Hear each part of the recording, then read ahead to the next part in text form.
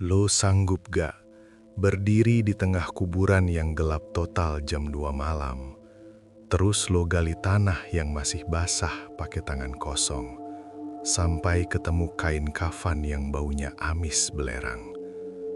Dan yang lebih gila lagi, lo harus gigit tali pocong mayat di dalamnya, pakai gigi lo sendiri. Ngerasain air bangkai yang merembes ke mulut lo, demi sebuah jimat yang katanya bisa bikin lo kaya mendadak. Inilah ritual maling tali pocong, sebuah tindakan jahanam yang bikin setan pun geleng-geleng kepala. Kisah ini dialami sama Jaka, pria yang gelap mata karena hutang. Dia nekat bongkar makam seorang perawan yang meninggal di Selasa Kliwon. Dia kira setelah tali itu ada di tangannya, urusannya selesai. Tapi dia salah besar. Pas dia balik ke rumah, dia dengar suara gesekan kain di atas ubin. Dan pas dia lihat ke arah pojok kamar, ada sosok putih yang berdiri kaku, kepalanya miring.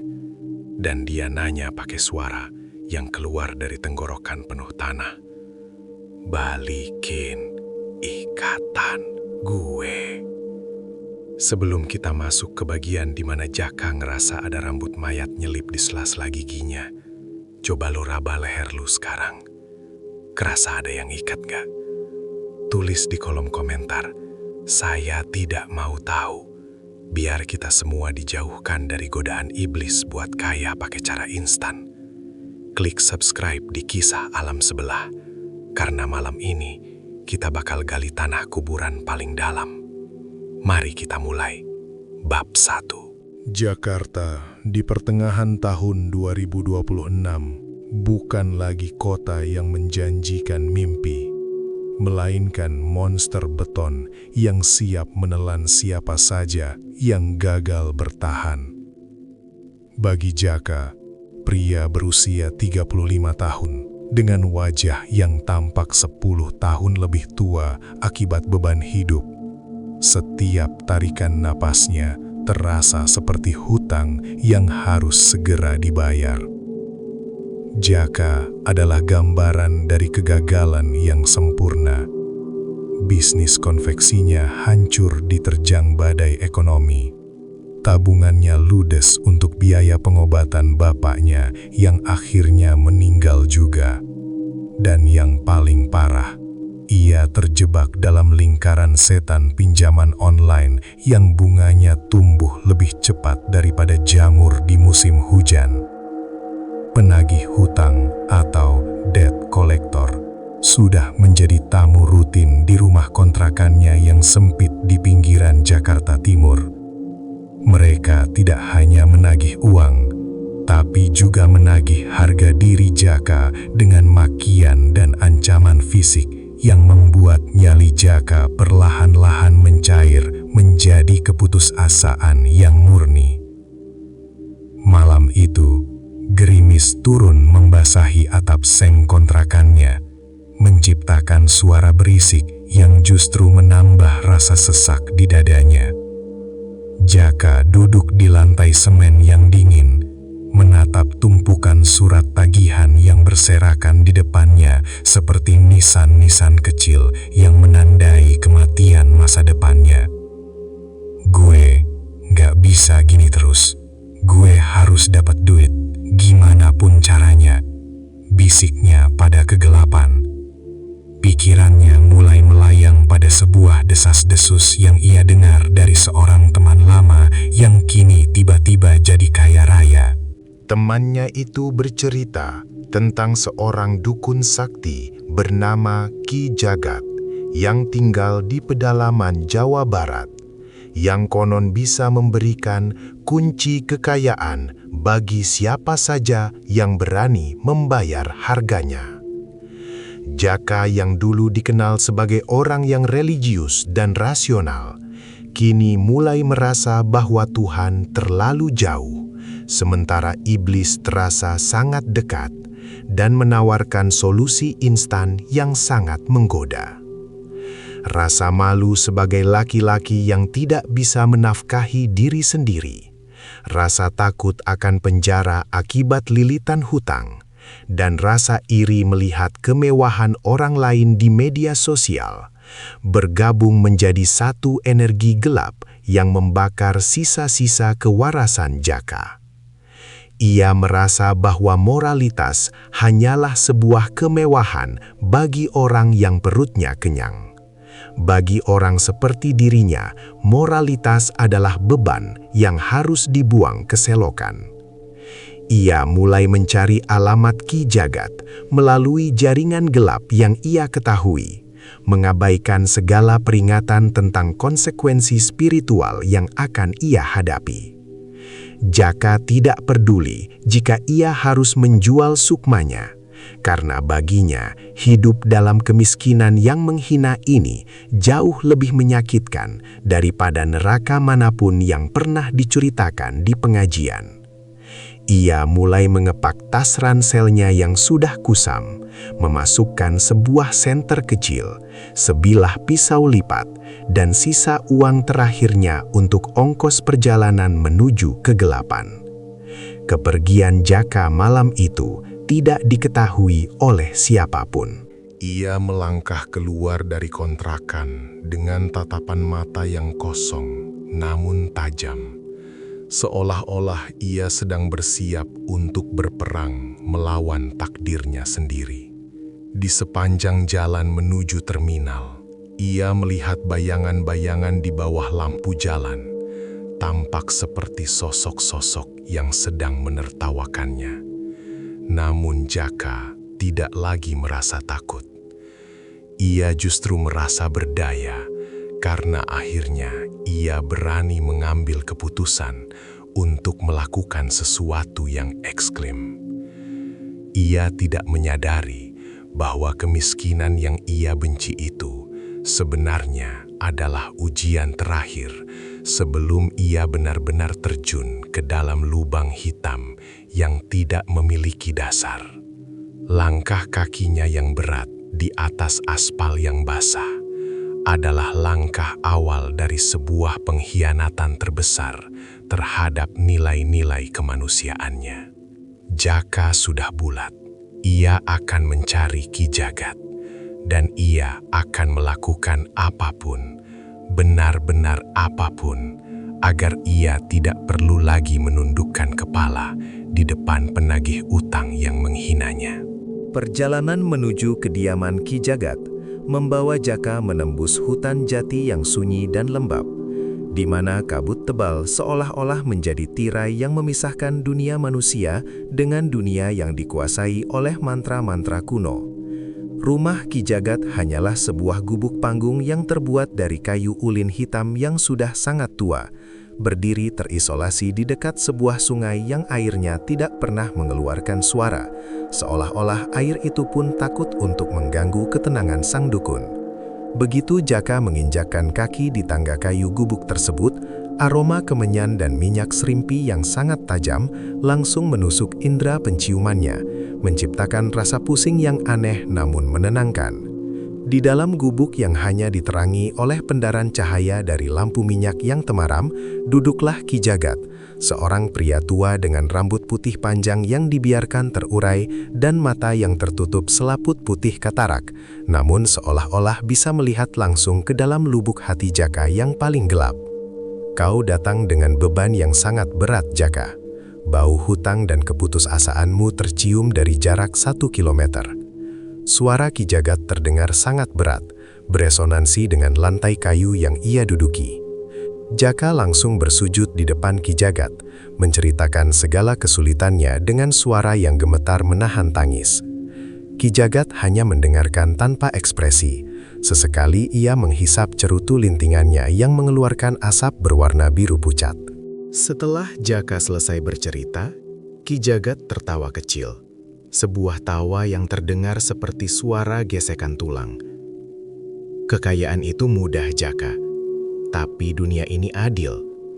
Untuk mendapatkan emas, kau harus memberikan sesuatu yang sebanding dengan kotoran.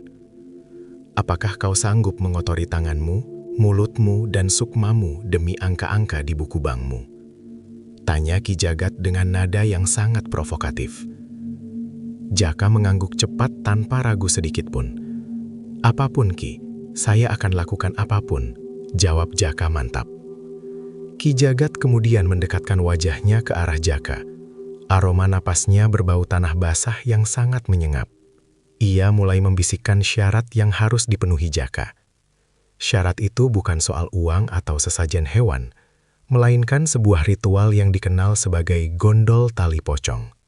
Ki Jagat memerintahkan Jaka untuk mencari makam seorang wanita yang meninggal di hari Selasa Kliwon, hari yang dianggap memiliki energi paling keramat dan berbahaya. Jaka harus membongkar makam itu tepat di tengah malam Jumat Kliwon depan. Namun ada satu instruksi yang membuat bulu kuduk Jaka berdiri. Kau harus mengambil 3 tali pengikat kafan mayat itu. Tali di kepala, tali di leher, dan tali di dada. Dan ingat, kau tidak boleh menyentuh tali itu dengan tanganmu. Kau harus melepas ikatannya menggunakan gigimu sendiri. Jaka terdiam. Perutnya mendadak mulas membayangkan ia harus menempelkan wajahnya ke wajah jenazah yang mungkin sudah mulai membusuk dan menggigit kain kafannya yang lembab. Ki Jagat melanjutkan bahwa selama prosesi gigitan tersebut, Jaka tidak boleh bernapas dan tidak boleh menutup mata. Ia harus melihat langsung ke arah wajah jenazah tersebut. Tali itu mengandung residu nyawa yang belum sepenuhnya lepas. Jika kau berhasil membawanya padaku, aku akan meritualkannya menjadi jimat penglaris yang akan membuat uang datang padamu seperti semut mendatangi gula. Tapi ingat, jika kau gagal atau kau muntah saat menggigitnya, maka kau akan menggantikan posisi wanita itu di dalam tanah, ancam Ki Jagat dengan mata putihnya yang melotot. Jaka menelan ludah, rasa takut mulai berperang dengan rasa serakahnya. Namun, bayangan wajah penagih hutang yang kejam kembali muncul di pikirannya, mengalahkan segala rasa jijik yang ada. Jaka akhirnya mengangguk setuju. Ia menerima perintah maut tersebut seolah-olah itu adalah sebuah kontrak kerja profesional yang akan mengubah hidupnya selamanya. Malam Jumat Kliwon tiba dengan atmosfer yang seolah-olah dirancang oleh iblis sendiri.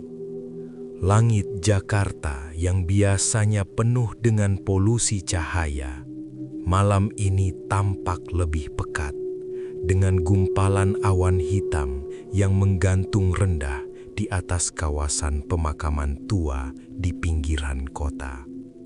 Jaka berdiri di depan gerbang kayu yang sudah lapuk, memegang tas ranselnya dengan tangan yang tak henti-hentinya gemetar. Sesuai instruksi Ki Jagat, ia harus mencari makam seorang wanita yang meninggal tepat di hari Selasa Kliwon minggu lalu. Setelah melakukan riset kecil-kecilan melalui desas-desus warga dan catatan kematian di kelurahan, ia berhasil menemukan sasarannya. Seorang gadis muda bernama Sari yang meninggal secara mendadak akibat sakit yang tidak bisa dijelaskan. Sari dimakamkan di blok paling ujung, sebuah area yang jarang dikunjungi karena tanahnya seringkali longsor dan ditumbuhi oleh pepohonan beringin yang akarnya menjuntai seperti rambut raksasa. Jaka mulai melangkah masuk ke dalam area pemakaman, hanya dibantu oleh cahaya redup dari senter kecilnya yang cahayanya mulai bergetar karena baterainya yang sudah hampir habis. Setiap langkah yang ia ambil di atas rumput liar yang basah mengeluarkan suara gesekan yang terdengar sangat keras di tengah kesunyian yang mencekam. Bau tanah basah bercampur dengan aroma bunga Kamboja yang layu menyergap indera penciumannya, menciptakan rasa mual yang terus-menerus mengaduk ulu hatinya. Ia merasa seolah-olah ada ribuan mata dari balik nisan-nisan yang berderet, sedang mengawasi setiap gerakannya dengan tatapan penuh kebencian. Jaka berkali-kali menelan ludah, mencoba mengusir rasa takut yang mulai membekukan syarafnya. Ia terus merapalkan mantra pemberian Ki Jagat, meskipun suaranya lebih terdengar seperti rintihan ketakutan daripada sebuah komando gaib. Ia akhirnya sampai di blok Kamboja, area yang sangat gelap dan pengap. Di sana ia melihat sebuah gundukan tanah merah yang masih segar, dengan nisan kayu sederhana yang bertuliskan nama Sari binti Ahmad. Di atas makam tersebut, bunga-bunga mawar yang ditaburkan saat pemakaman seminggu lalu kini sudah menghitam dan membusuk, mengeluarkan aroma amis yang sangat ganjil. Jaka merasakan suhu udara di sekitar makam itu turun secara drastis, hingga napasnya terlihat keluar dari mulutnya dalam bentuk uap tipis. Ia merunduk, menyentuh tanah merah yang masih lembab itu dengan jemarinya. Tanah itu terasa sangat dingin, sedingin es, seolah-olah raga di bawahnya sedang menolak segala bentuk kehangatan dari dunia atas. Jaka menyadari bahwa ia tidak punya banyak waktu.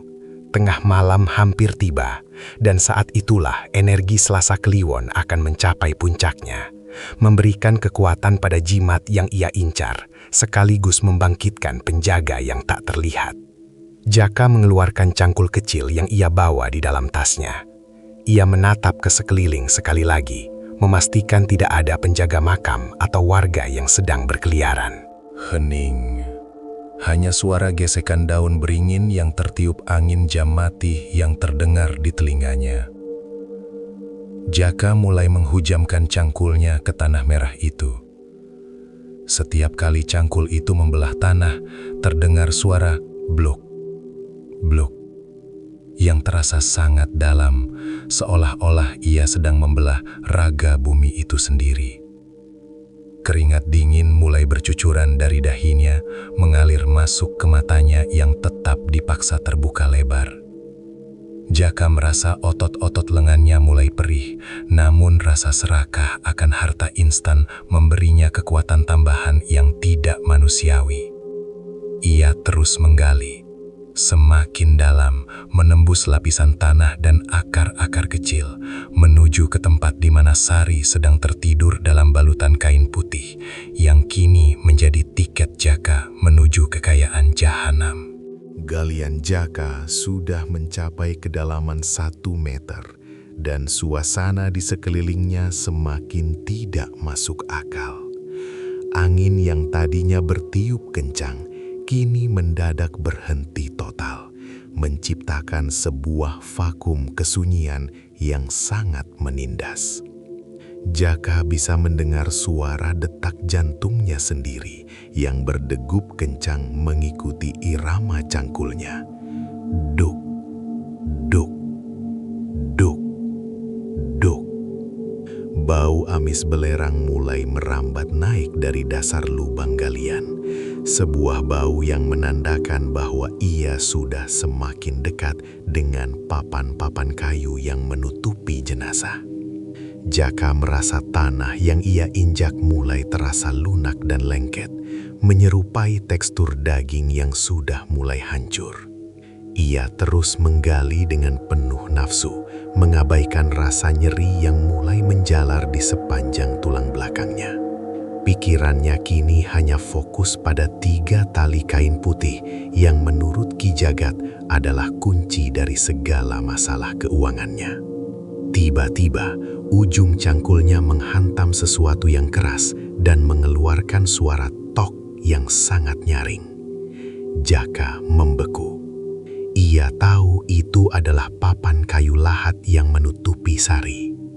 Ia segera membuang cangkulnya dan mulai menggali menggunakan tangan kosong, membuang sisa-sisa tanah yang menutupi papan-papan tersebut.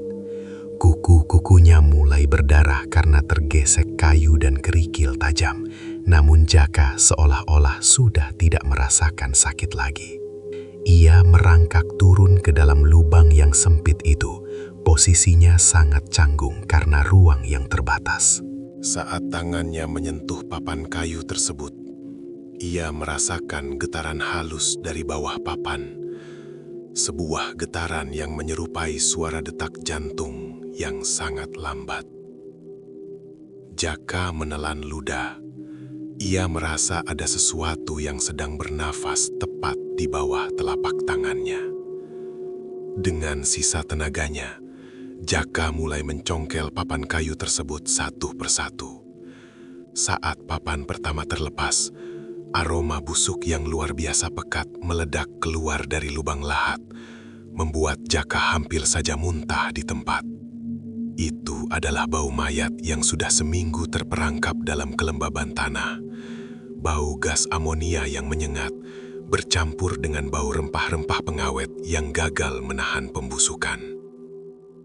Di bawah cahaya senter yang mulai redup, Jaka melihat kilatan warna putih di antara kegelapan. Itulah kain kafan sari. Kain itu tampak sangat lembab, dipenuhi noda-noda tanah dan cairan tubuh yang mulai merembes keluar. Jaka melihat bagian kepala pocong itu tertutup oleh gumpalan tanah, namun ikatan talinya masih tampak sangat kuat dan kencang.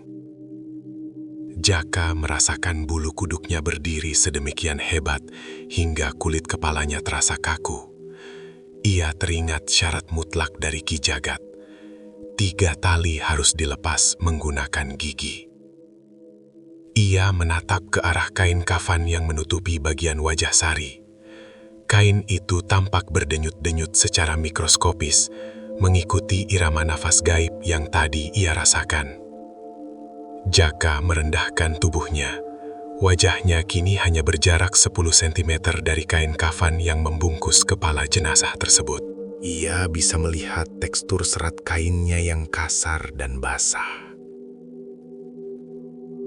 Di tengah kesunyian kuburan malam itu, Jaka mulai mendengar suara bisikan halus yang keluar dari balik kain kafan tersebut. Sebuah suara rintihan yang sangat dalam dan pilu. Jangan sakiti aku. Jaka menutup matanya sesaat, mencoba mengumpulkan sisa kewarasannya. Ia tahu, sekali ia memulai ritual gigitan ini, tidak ada jalan untuk kembali. Ia sedang berdiri di ambang pintu neraka. Dan ia baru saja akan mengetuk pintunya, menggunakan giginya sendiri.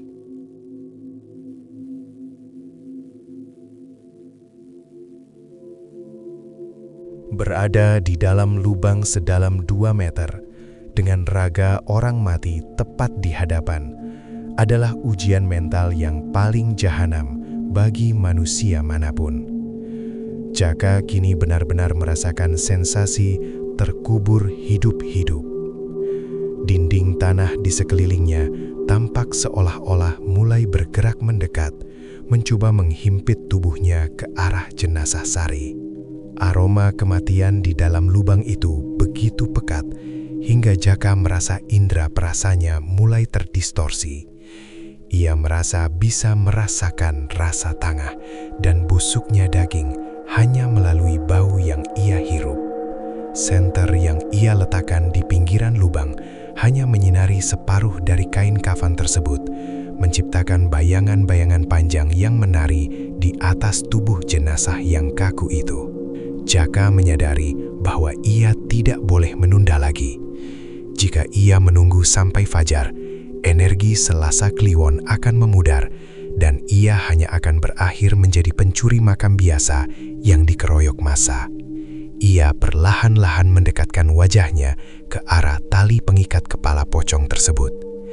Tali itu berupa kain kafan yang dipelintir kencang, membentuk simpul mati yang sudah sangat mengeras karena terkena cairan tubuh yang mengering. Jaka bisa melihat ulat-ulat tanah kecil merayap di atas simpul tersebut. Bau yang keluar dari sela-sela ikatan itu sangatlah amis, sebuah perpaduan antara bau darah lama dan cairan pembusukan. Jaka merasakan mual yang luar biasa hebat, namun ia memaksakan otot rahangnya untuk terbuka lebar. Sesuai perintah Ki Jagat, ia tidak boleh bernapas selama proses gigitan ini. Jaka menarik napas dalam-dalam untuk terakhir kalinya, menahannya di dalam paru-paru, dan mulai menempelkan mulutnya ke arah kain kafan yang basah dan dingin itu. Sensasi pertama saat bibirnya menyentuh kain kafan sari adalah rasa dingin yang menusuk tulang, diikuti oleh rasa asin dan pahit yang sangat ganjil. Kain itu terasa licin di lidahnya, membawa residu dari kedalaman tanah yang lembab. Jaka mulai menggigit simpul tali tersebut dengan gigi depannya. Ia merasakan tekstur serat kain yang kasar bergesekan dengan gusinya.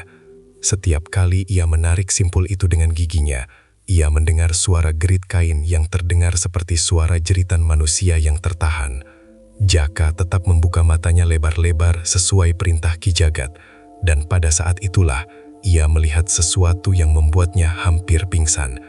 Melalui lapisan kain kafan yang tipis, ia melihat mata Sari yang melotot ke arahnya. Mata itu tidak benar-benar terbuka, namun bayangan hitam dari balik kain tersebut menatap langsung ke dalam jiwa Jaka, menuntut penjelasan atas pengerusakan makam ini. Jaka merasakan cairan dingin mulai merembes masuk ke dalam mulutnya saat ia terus menggigit simpul tersebut.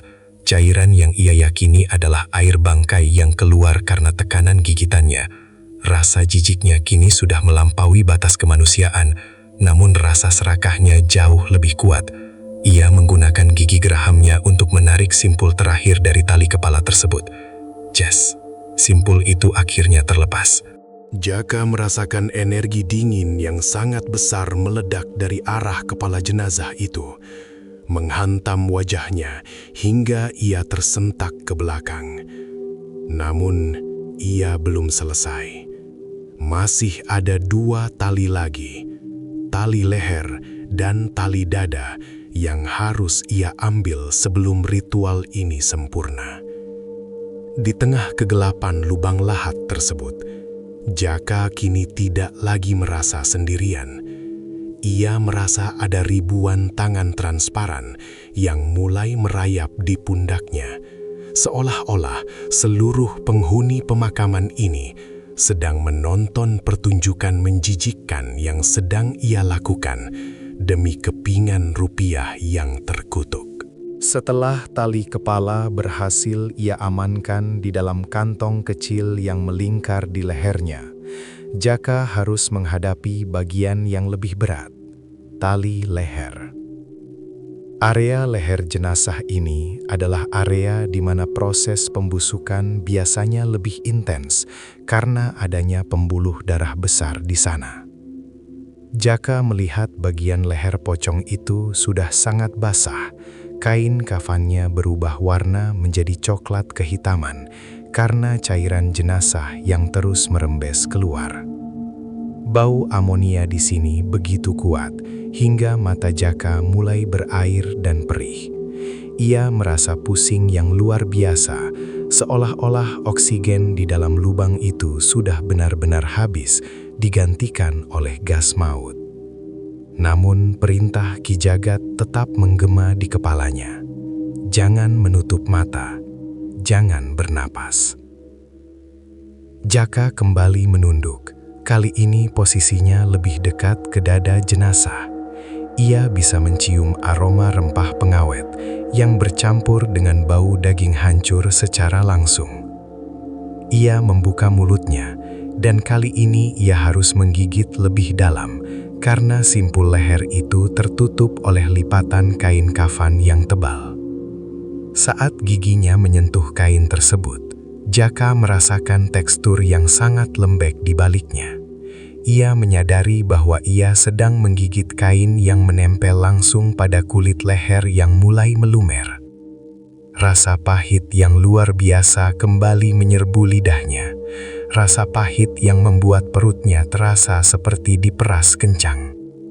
Ia merasa ada sesuatu yang berdenyut di bawah gigitannya, seolah-olah nadi jenazah Sari masih mencoba untuk berdenyut, menolak tindakan Jaka. Momen paling menjijikan terjadi saat Jaka menarik simpul tersebut sekuat tenaga.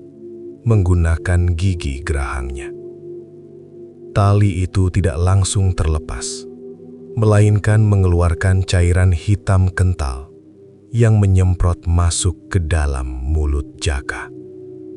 Rasanya sangat amis, berlemak, dan membawa sensasi panas yang membakar tenggorokan.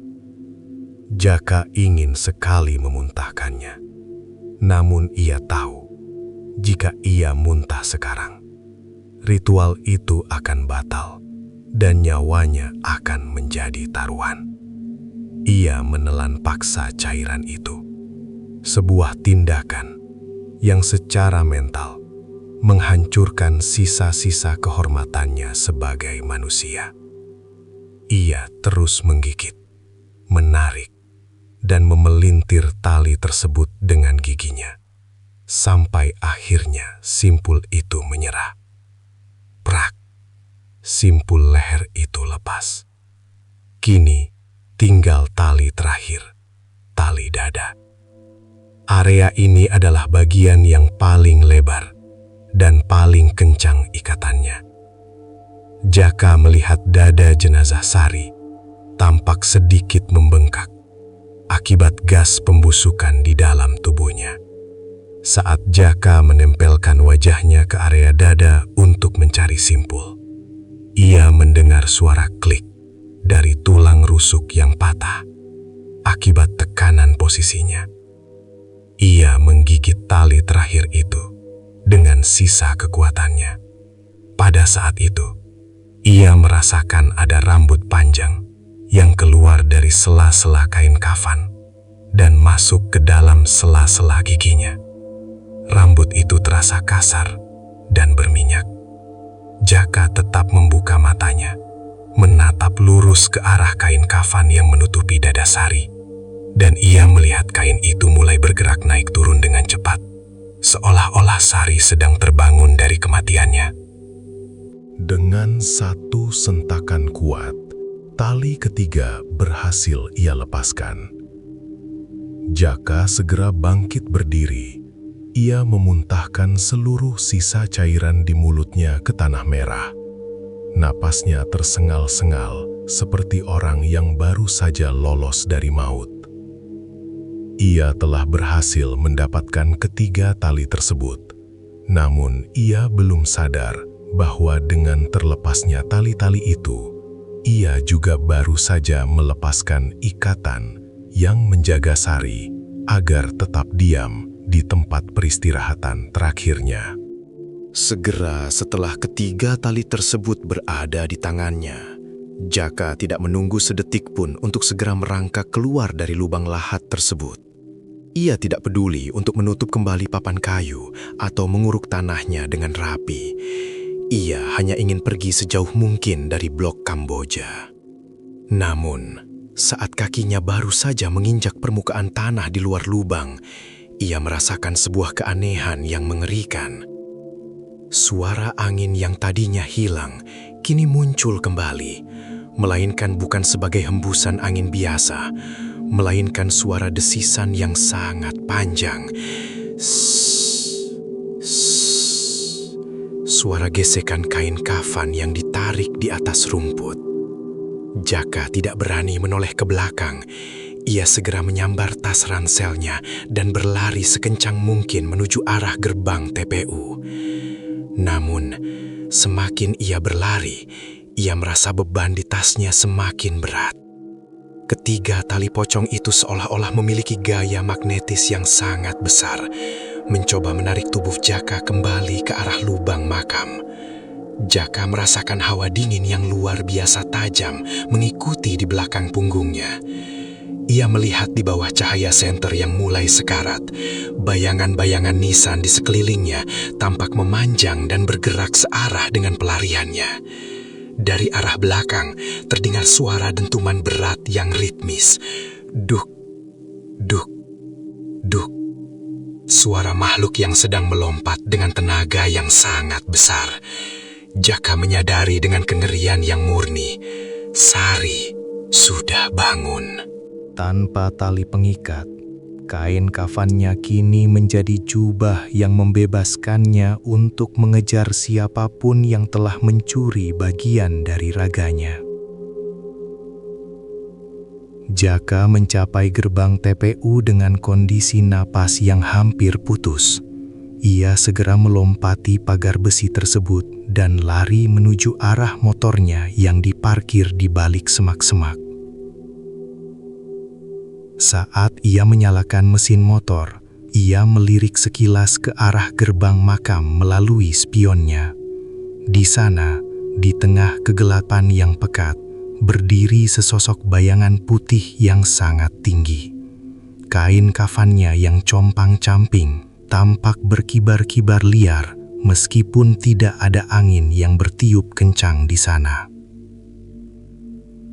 Makhluk itu berdiri diam, namun kepalanya miring ke samping dengan sudut yang sangat tajam menatap ke arah Jaka.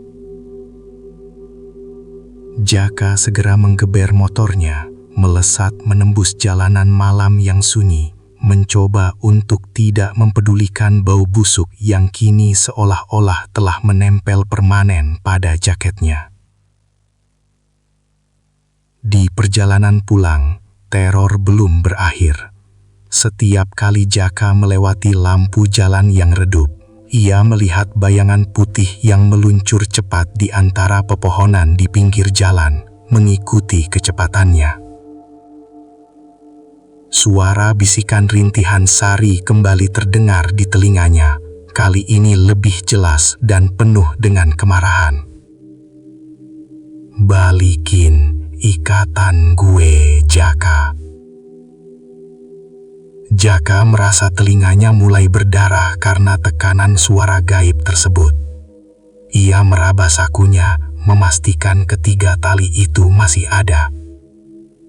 Tali-tali itu kini terasa sangat panas, seolah-olah terbuat dari bara api yang membara. Jaka menyadari bahwa ia baru saja membawa jangkar neraka masuk ke dalam hidupnya. Ia berhasil keluar dari kuburan. Namun ia baru saja membuka babak baru, di mana rumahnya yang sempit di Jakarta Timur akan menjadi panggung bagi penagihan nyawa yang tidak akan pernah mengenal kata ampun. Jaka memacu motornya dengan kecepatan yang gila-gilaan, mengabaikan segala rambu lalu lintas dan lubang di jalanan Jakarta yang gelap. Ia merasa seolah-olah ia sedang dikejar oleh badai yang terbuat dari kain kafan dan bau tanah kuburan. Setiap kali ia melirik ke arah kaca spion, ia melihat gumpalan putih yang melesat di antara kabel-kabel listrik di atas kepala, bergerak secara akrobatik yang tidak mungkin dilakukan oleh makhluk hidup.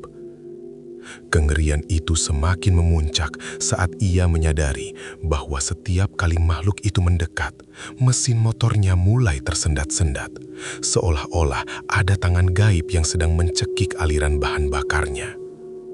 Jaka terus merapalkan doa-doa pendek yang ia ingat, namun kata-katanya terasa hambar dan tidak bertenaga di hadapan kekuatan gelap yang ia undang sendiri.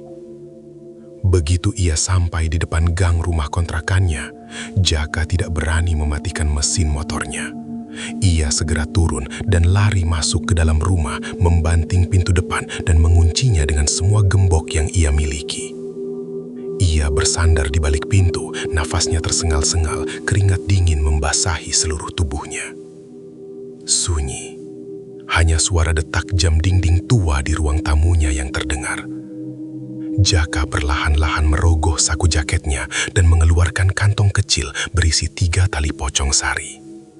Begitu kantong itu ia letakkan di atas meja kayu, aroma amis belerang yang tadi ia rasakan di kuburan kembali meledak di dalam ruangan sempit tersebut. Tali-tali itu tampak bergerak-gerak, seperti cacing yang sedang mencari jalan keluar dari kain pembungkusnya. Teror fisik dimulai saat jam dinding menunjuk angka 3 pagi, jam mati yang sesungguhnya. Jaka mulai mendengar suara gesekan kain di atas atap seng rumahnya. Sret, sret, sret. Suara itu bergerak dari arah depan menuju arah kamarnya di belakang. Tiba-tiba, suara ketukan terdengar dari arah pintu depan. Bukan ketukan tangan, melainkan suara benturan benda lunak namun berat. Duk, duk, duk. Setiap benturan membuat pintu kayu rumahnya bergetar hebat. Jaka merangkak masuk ke dalam kamarnya, mencoba bersembunyi di bawah selimut. Namun ia menyadari bahwa selimutnya kini terasa sangat lembab dan berbau seperti kain kafan yang baru diangkat dari tanah. Ia melihat ke arah jendela kamarnya yang ditutup oleh gorden kusam. Di balik gorden tersebut tampak siluet kepala yang sangat besar, dengan rambut yang menempel di kaca jendela. Suara bisikan itu kembali terdengar, kali ini berasal dari bawah kolong tempat tidurnya. Dingin, Jaka, ikatannya lepas, panas, bumi menjepitku. Jaka menutup telinganya dengan bantal. Ia menangis dalam keputusasaan yang luar biasa. Ia menyadari bahwa makhluk tanpa ikatan ini tidak akan pernah pergi, karena Jaka telah mengambil bagian dari identitas spiritualnya. Tanpa tali tersebut, ruh Sari tidak bisa kembali ke alam penantian dan akan terus berada di antara dimensi, mencari apa yang telah dicuri darinya. Jaka telah berhasil menjadi maling. Namun, ia tidak sadar bahwa yang ia curi bukan sekadar tali, melainkan ketenangan abadi milik orang lain yang kini akan ia bayar dengan ketenangan hidupnya sendiri selamanya.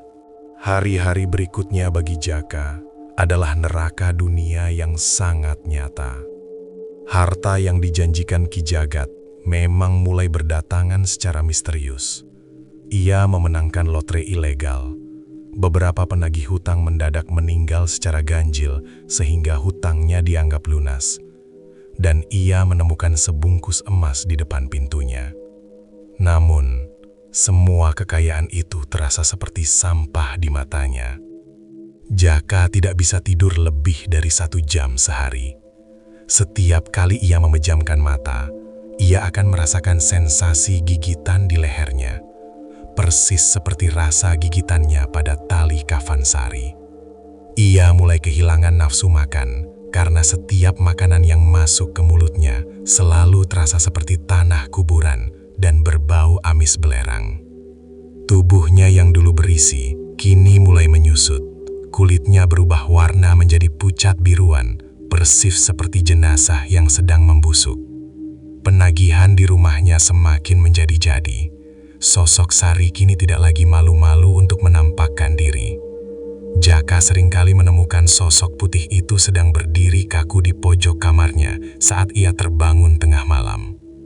Makhluk itu tidak menyerang, namun ia hanya menatap Jaka dengan wajah yang perlahan-lahan mulai hancur mengeluarkan ulap. Bagus, hartanya, tapi leherku, lepas, Jaka. Bisikan itu kini terdengar seperti suara ribuan ulat yang sedang mengunyah kayu. Jaka mencoba membuang tali-tali itu ke sungai, namun esok paginya tali-tali itu selalu kembali ke bawah bantalnya dalam kondisi yang lebih basah dan lebih amis. Teror itu mencapai puncaknya saat Jaka mencoba melarikan diri keluar kota. Saat ia sedang berada di dalam bus malam, ia melihat di cermin jendela bus, sosok Sari sedang duduk tepat di kursi belakangnya, meskipun kursi itu secara fisik kosong. Penumpang lain mulai menutup hidung mereka, bertanya-tanya dari mana asal bau bangkai yang sangat tajam di dalam bus tersebut. Jaka turun di tengah jalan, ia tidak sanggup lagi. Ia kembali ke rumahnya, menyadari bahwa kontrak dengan kegelapan ini tidak bisa diputus hanya dengan melarikan diri secara fisik. Ia telah memakan residu kematian melalui gigitannya, dan residu itu kini telah menjadi bagian dari aliran darahnya. Pada malam Jumat Kliwon kedua setelah ritual tersebut, Jaka menemukan seluruh dinding rumahnya dipenuhi oleh noda tanah merah yang membentuk pola simpul tali pocong. Ia merasa ada tali-tali transparan yang mulai melilit tangannya, kakinya, dan yang paling mengerikan, lehernya. Ia melihat ke arah cermin di kamarnya, dan ia tidak lagi melihat bayangannya sendiri. Ia melihat dirinya sendiri sedang dibungkus oleh kain kafan yang sangat ketat, dengan wajah yang sudah hancur. Waktunya mengembalikan ikatan. Suara Sari kini terdengar sangat puas. Jaka merasakan tekanan pada lehernya semakin kuat. Ia mencoba berteriak, namun suaranya hanya berupa suara kertakan tulang leher yang sedang dipaksa untuk patah. Penagihan itu telah sampai pada tahap final, di mana nyawa Jaka adalah tali pengikat terakhir yang dibutuhkan Sari untuk bisa kembali ke alamnya dengan tenang. Jaka ditemukan oleh warga 2 hari kemudian dalam kondisi yang sangat mengenaskan di dalam kamar kontrakannya yang terkunci rapat dari dalam. Ia ditemukan tewas dalam posisi terduduk di depan cermin, dengan leher yang patah secara tidak wajar ke arah belakang. Yang membuat warga dan polisi bergidik ngeri bukanlah posisi tubuhnya, melainkan fakta bahwa di sekeliling leher Jaka terdapat 3 baris luka lecet melingkar yang sangat dalam, menyerupai bekas jeratan tali yang sangat kencang. Namun, tidak ada tali apapun yang ditemukan di lokasi kejadian. Di dalam mulut Jaka yang terbuka lebar, ditemukan gumpalan tanah merah yang masih lembab dan beberapa helai serat kain putih yang sangat kasar. Ketiga tali pocong yang Jaka curi telah hilang secara misterius, seolah-olah mereka telah kembali ke pemilik aslinya. Kekayaan yang sempat ia dapatkan pun lenyap dalam semalam. Emas yang ia temukan berubah menjadi gumpalan kotoran manusia, dan uang loterenya hangus terbakar tanpa sebab. Jaka meninggal sebagai pecundang yang mencoba menipu takdir melalui jalan yang paling kotor. Kisahnya menjadi legenda urban di wilayah tersebut, sebuah peringatan bagi siapa saja yang tergiur oleh pesugihan instan bahwa apa yang diambil dari tanah kuburan akan selalu meminta bayaran yang lebih mahal dari sekadar nyawa. Ki Jagat, sang dukun, menghilang tanpa jejak tepat setelah kematian Jaka.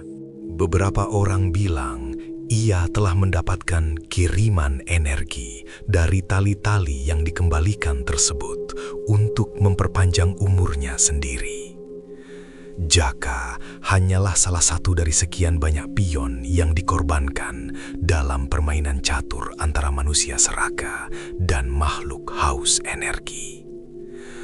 Rumah kontrakannya kini dibiarkan kosong dan terbengkalai karena siapapun yang mencoba mendekat ke sana selalu mencium aroma belerang yang sangat tajam dan mendengar suara gesekan kain kafan di atas atap seng yang sudah berkarat. Para sahabat kisah alam sebelah, apa yang dialami Jaka adalah potret paling buram dari sisi gelap kemanusiaan kita.